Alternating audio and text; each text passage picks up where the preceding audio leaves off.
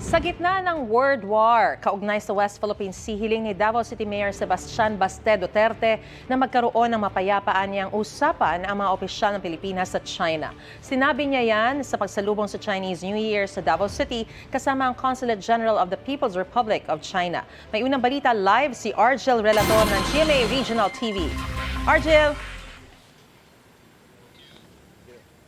Mariz, highlight nga ng pagdiriwang ng Chinese New Year dito sa Davao City ang ceremonial lighting ng Bukana Bridge. Samantala mula pa kahapon, naging mabenta na ang fortune cake at tikoy dito sa Davao City. Busy ang mga tauhan ng kilalang bakery na ito sa Davao City sa bisperas ng Chinese New Year kahapon.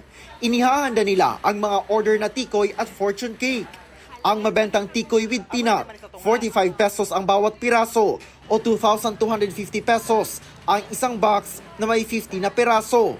May naka-plastic container din na 200 pesos ang presyo. Mabibili rin ang fortune cake sa halagang 480 pesos. Para long life, hindi siya para wapong inyong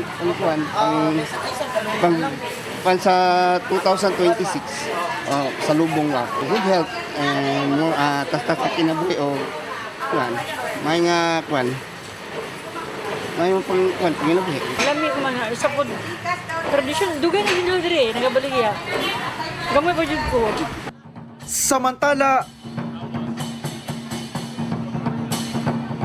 masayang sinalubong ng Davao Chinese community at mga Davaoenyo ang Chinese New Year 2026 Lunas ng gabi.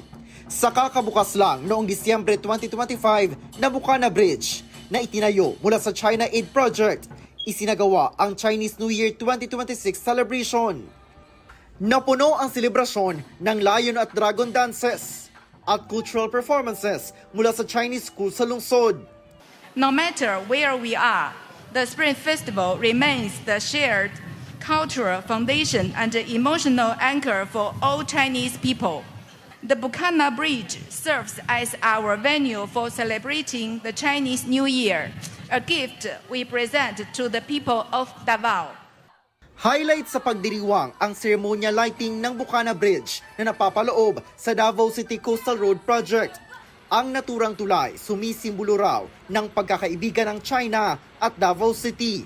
Tonight we celebrate not only the New Year, but the long-standing relationship between Davao City and China. We have to remember that China is a friend. Dili na to gustog silingan nga kaaway nimo. Kaya ang silingan duol kay na sa imuha. Dagdag ni Mayor Baste, sana raw ay madaan sa mapayapang usapan ang palitan ng pahayag ng ilang opisyal ng gobyerno at Chinese Embassy sa Pilipinas. I hate to see the current ambassador, having to deal with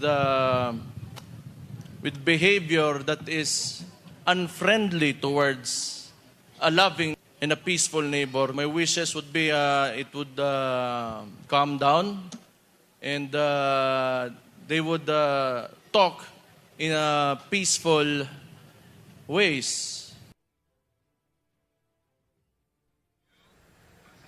Mariz, inilunsad din kagabi ang Davao Chinatown Coffee Table Book na inihanda ng Davao Chinatown Development Council na bahagi ng pagdiriwang ng Chinese New Year. Yan ang latest, Mariz.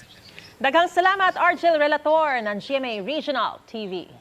Gusto mo bang mauna sa mga balita? Mag-subscribe na sa GMA Integrated News sa YouTube at tumutok sa unang balita.